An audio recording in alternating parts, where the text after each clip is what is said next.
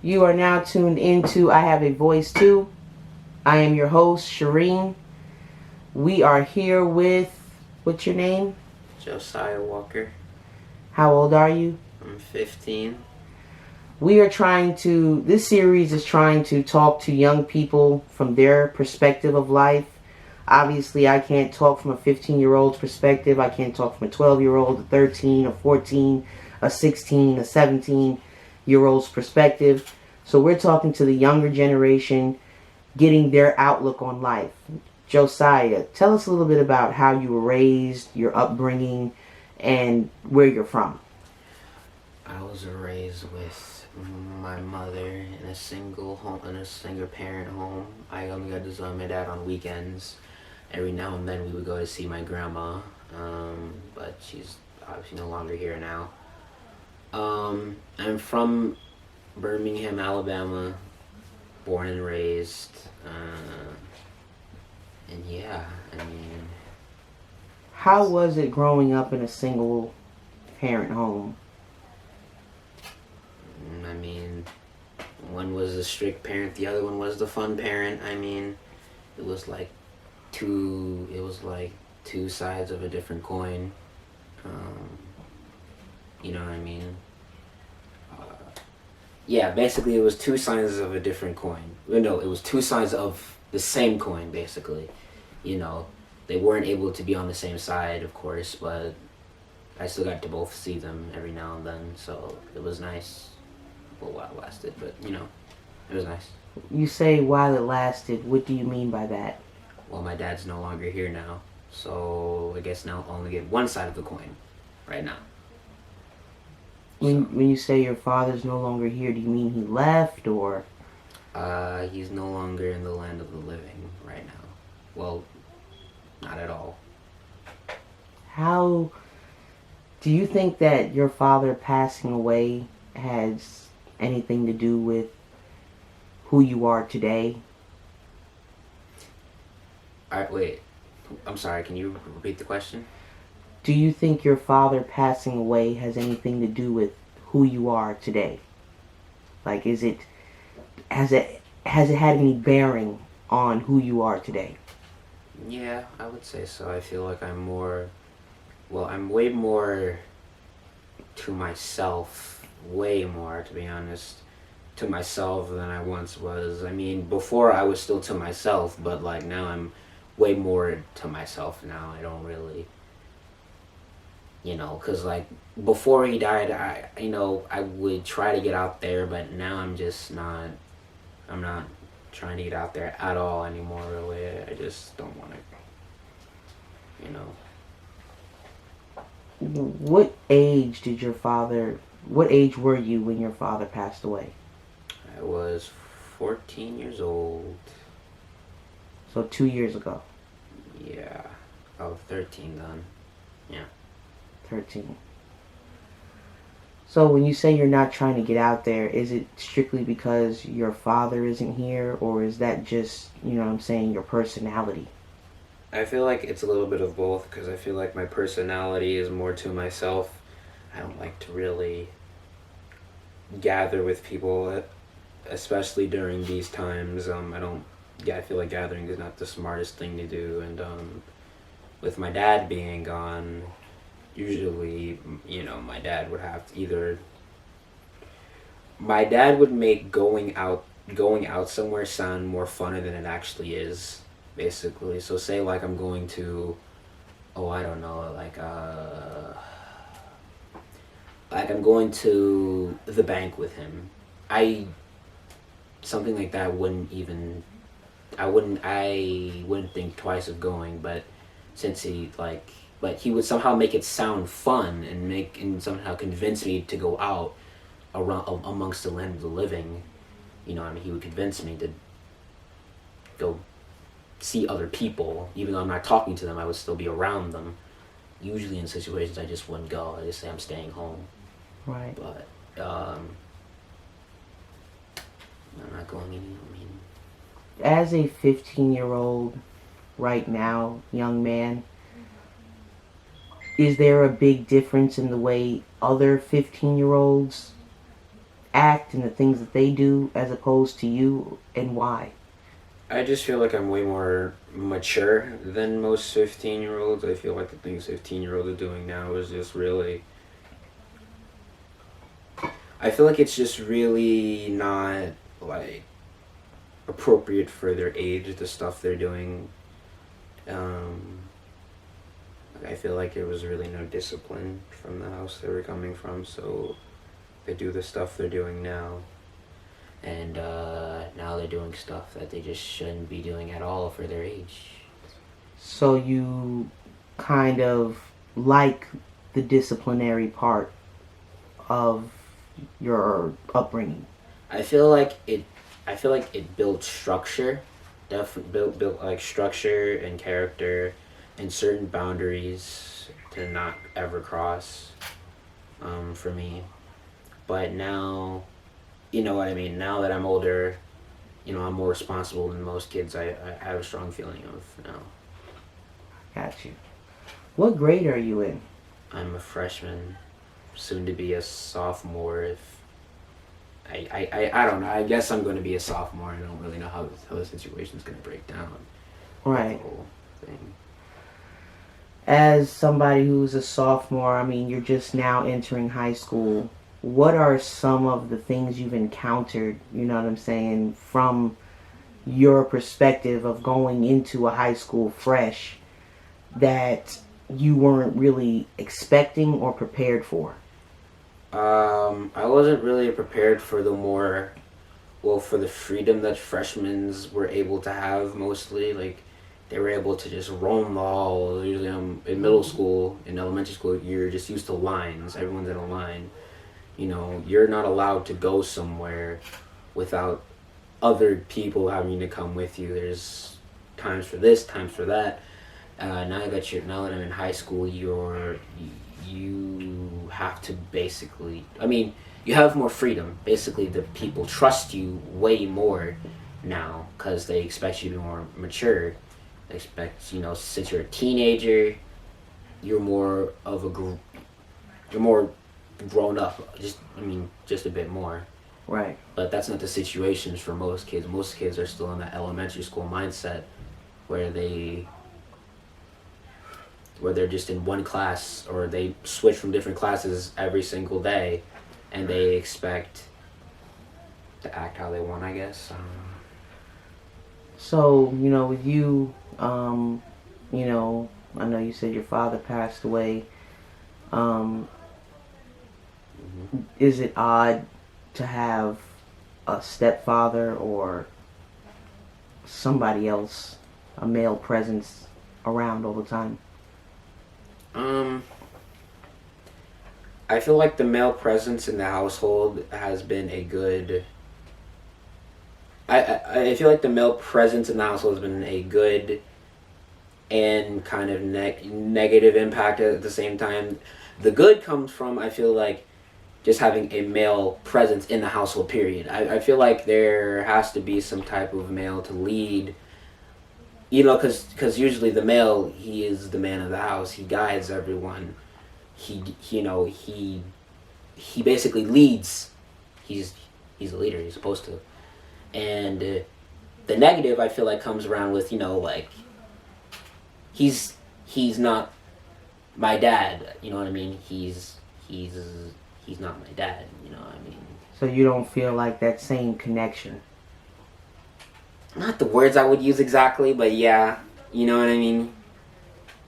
Yeah. I still have respect for him, but, he's not. You don't feel like it's a father figure, like somebody who, you know what I'm saying, genuinely wants to get to know you? No. I can definitely tell he's trying to get to know me. I can definitely tell that. But I don't know. I don't feel like we have those, like, with my dad. He was more like me. Like my dad, he was definitely like me. He was almost. You mean you were like him? Yeah. I was definitely like him. He was almost like. He was like a future version of me, basically. Like, I saw a lot of.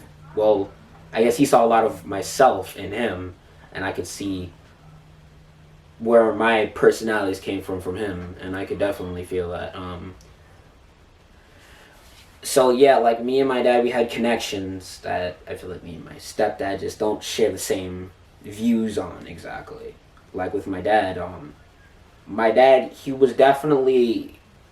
I'm not gonna say he was to himself because my dad would definitely like to go out. He would like to do stuff like that, but whenever like, let me see. My dad, we basically shared the same interests.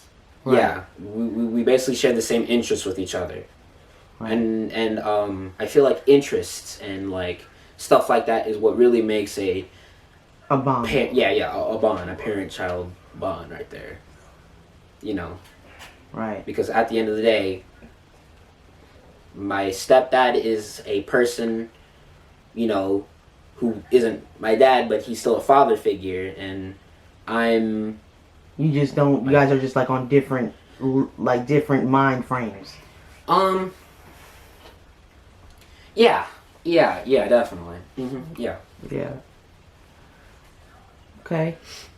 Well, as of, you know what I'm saying, right now, you know what I'm saying, is it odd, you know, I know you were kind of like having a stepsister and then, you know, having a new brother, you know what I'm saying? I know that's a lot to handle all in one year. How has that kind of fared with you? Well, with the stepsister situation, she's not really around all the time, so like, you know what I mean.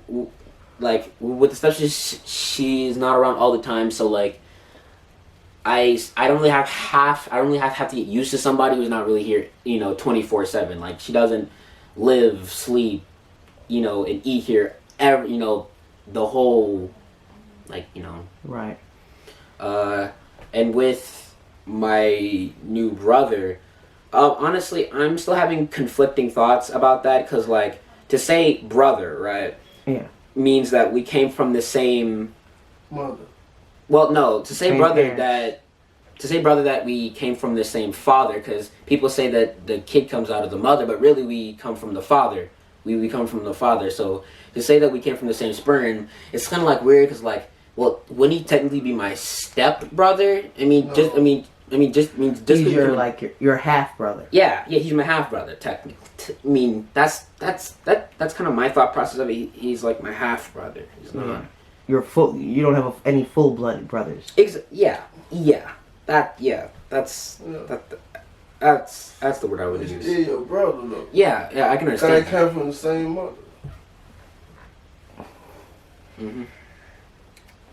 Well, that's that's your thoughts. You know, I understand that because I have half brothers and sisters as well. You know, yeah. I mean, I understand what you're saying.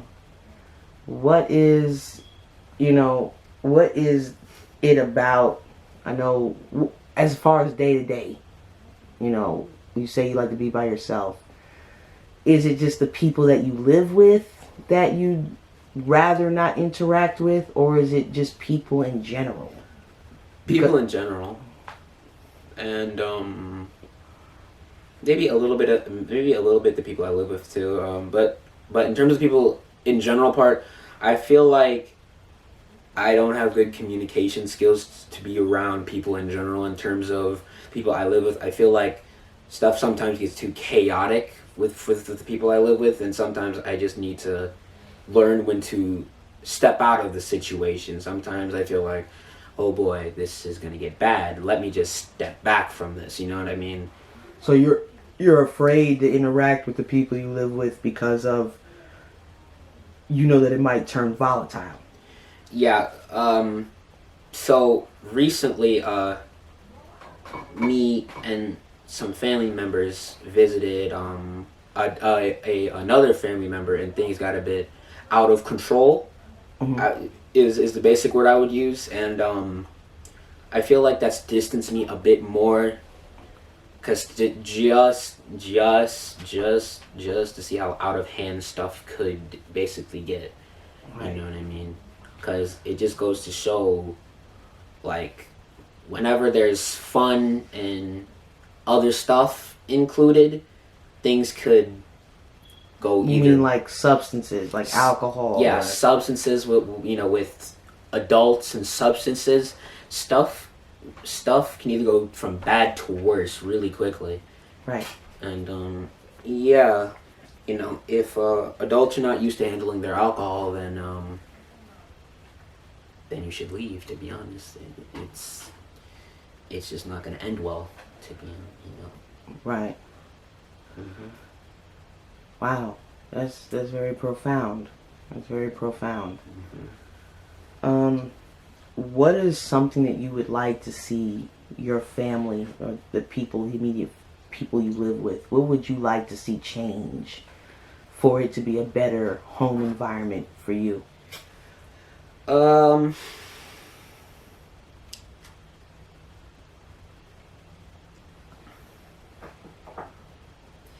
That's a hard question. Well, just be honest. Well, it's not the honest part. It's just like I'm trying to think of what could improve from now. Man, I wasn't ready for this type of question. I feel like some improvement on trust would be a thing, but I haven't done stuff I've done stuff in the past that has made that hard for me, but to trust somebody, you have to, like, to say, well, man, okay, hold on. Yeah, so I feel like trust would be a definite start, but I haven't really done anything to really be trusted, but you have to start somewhere. You have to start somewhere. Like if you don't go out there to try, then we're just stuck at a standstill. We're not going anywhere. We're just gonna stay at the same place. And I can definitely tell that my parent is definitely trying, and I can understand where she's coming from. You know what I mean? The stuff I've did in the past, but I'm definitely trying. I definitely have some problems I have to work out, and I've been trying pretty hard, but sometimes it's either the heat of the moment or like the actions and repercussions that I'm afraid to take that basically stop me from gaining the trust that I really need. But you know what I mean. Try and try again. There definitely will be errors. There definitely will be there definitely will be errors. There definitely will be hiccups every now and then. But I feel like just every now and then. No. There will be errors and there will be hiccups every now and then. But like I said, try and try again. Well, what I mean by home environment, I mean like what are things that the people you live with, like, that you don't like to see? Like, what are things that are, what I'm saying, upsetting that happened in the home? Are you asking me what past events happened that upset me? Yes. That you don't want to see reoccur. A family member dying, definitely. Especially one that played a really big part in my life. That is something I really don't want to see again. Because it took me a minute to get over that. It took me way more than a minute, to be honest. It definitely had a toll on who I am today, and I feel like if I were to see that again, that would just completely close me off. Like completely. Just I wouldn't be the same person who I am. I wouldn't, well, since my dad dying, so say if another significant person in my life were to die that played a big role in me growing up, I would just not be the same person. Because right now, I'm still in I'm still kind of grieving, but over the years it's still kind of settled down. But if that were to happen again, it would be way worse. It would be way worse. Something else I wouldn't want to occur.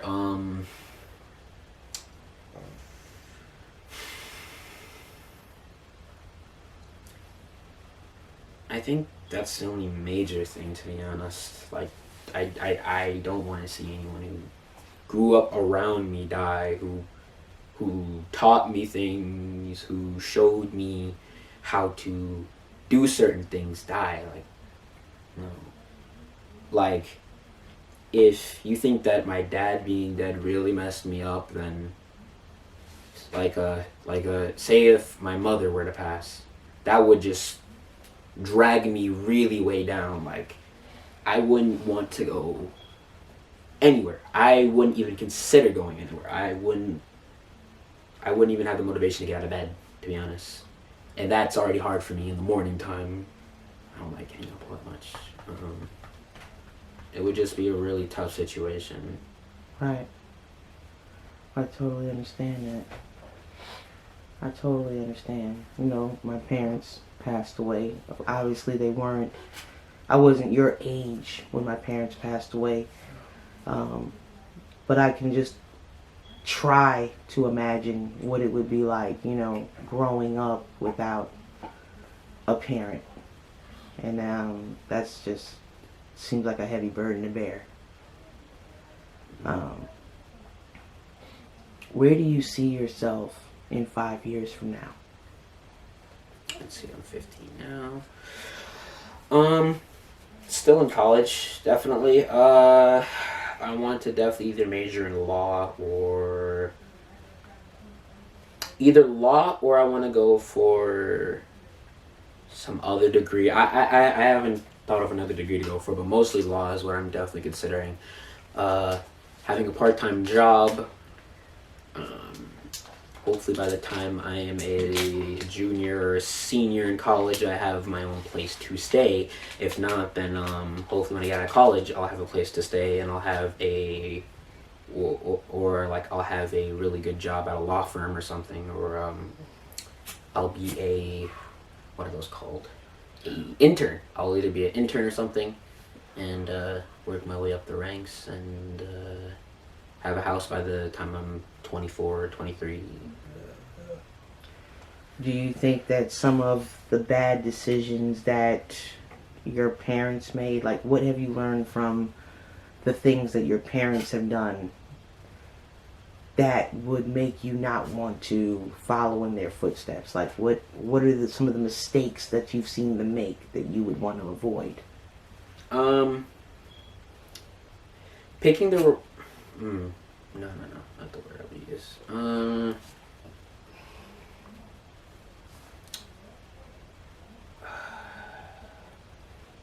I feel like my parents didn't have enough time to be young. That's what I feel like my parents didn't have enough time to, you know, be free and be an adult and go and, you know, do this type of stuff. I definitely, like, by the time I'm 23, I want to be able to go on a cruise or something like that. I want to be able to live my life. Like, you know what I mean? And I feel like when I was born, my parents didn't really get a chance to live their life properly.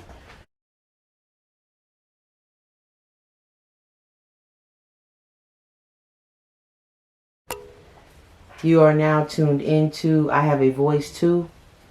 I am your host, Shireen. We are talking with young people about their perspective of life from their age vantage.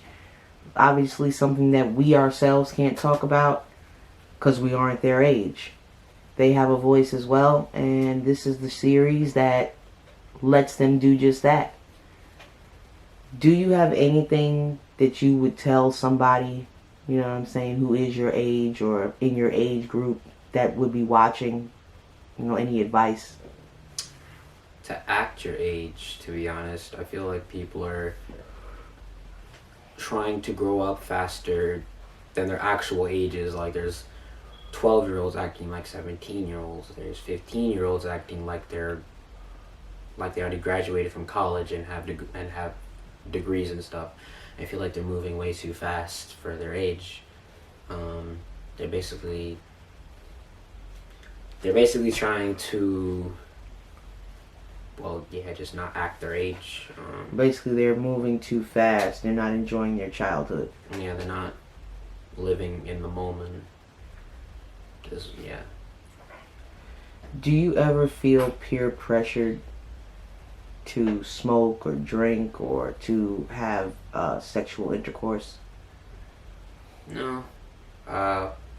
One time at the bus stop, well, a guy asked me, goes, "Do I want to smoke with him?" Well, I was like around September, November. He asked me, "Do I want to smoke with him?" And I said, "No, I'm good. I'm straight." And he said, "Oh, okay." So I wasn't really peer pressured. He just asked me. I'm glad I didn't go any farther from there. So.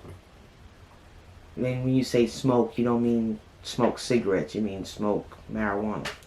I don't know what he had. He just asked me, and then usually there's an area where the kids smoke. I haven't been over there, but like, it's like this place by the church where cars driving, you can't see inside of there, but like kids can see outside of it. Basically, there's like little pillars and stuff that's blocking Your cars from view. inside. Yeah, blocking your view from seeing in there. So yeah. I got you. As far as, you know what I'm saying, dating at your age, do you feel like that is, something that you need to be focused on more, or do you feel like, that's sort of beyond you at this point? I feel like at this point it's like a whatever topic. I mean, like, I'm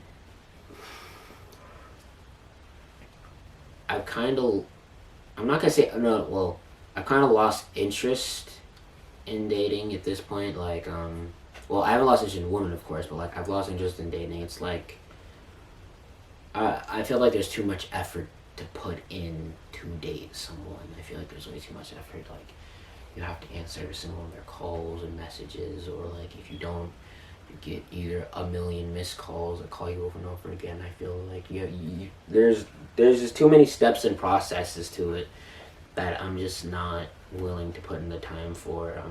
I'm not that kind of person to, let me just take you somewhere every single week or month, and I'm like, if I had to meet a girl that would stay at home and just not want to do anything, then that's perfect. I wouldn't mind it. Yeah, like, You wouldn't mind a homebody. Yeah. But girls nowadays, they want you to, get their nails and their hair and go out to eat and do this and do that. Mhm. Yeah, I'm just not. You're not willing to put forth the effort. Not really. No. Got you. That's definitely a very wise choice. I will say that. That is, Truthful. yeah. Truthful. That's Truthful. yeah. I like that. Yeah, truthful. We're gonna wrap it up, but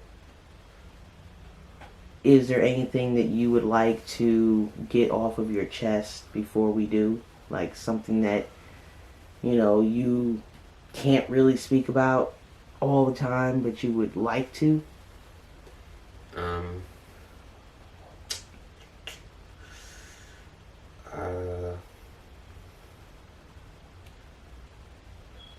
Nothing comes to mind at the time, but like, yeah, nothing comes to mind, but I feel like if I thought about it for a couple of, actually, no. No. Mm-mm. I feel like I said mostly everything in this conversation right here. Got you. I got you. Mm-hmm. Well, Josiah, we really appreciate you being a part of our new series. I Have a Voice Too. This will be the second episode. It will drop. Tell about that singing you just dropped. It will drop simultaneously with the first episode. I know you said that you do, other things. You do have a single out. Mm-hmm. Well, what is your single? 1822. Where can one find 1822? Spotify, it's EIT, E.I.T, all capitals. Okay. And is it on SoundCloud as well? Yep, SoundCloud. Okay, so Spotify and SoundCloud. Mm-hmm. Okay, 1822. Is there some more songs coming from you? Yeah, definitely. The next song I was working on, I definitely have a passion for it, but at the moment can't really practice it. But I can remember some. Well, I can remember the lyrics. You know, it definitely is like one of those songs where it's just like one of those songs where you can just move your head like. Nice. Do you think we can get a quick, Yeah. maybe first verse or hook from you? I'm trying to think.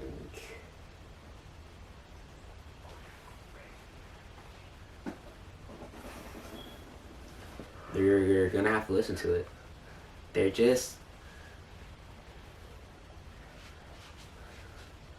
gonna have to listen to it. I'm sorry, but they're just gonna have to listen to it. Okay. If they want to hear anything, they're gonna have to listen to it. I refuse to drop any spoilers. Any So previews. when you expect to come out? As soon as I get my lyrics, I guess, from my cellular device, from my phone. Yeah, as soon as I get that, then I can drop it. But until then, it's just gonna be nothing. Got you. Mm-hmm. Well, we really appreciate you, Josiah. Do you have any nicknames? My mom calls me Joe. Yeah. That's it, really. I don't. Yeah. All right, Joe. We appreciate it, and we definitely will be putting the links to your SoundCloud and Spotify in this episode, so people can go and check you out. Thank you. And EIT, real quick, what does EIT stand for? Everything I touch.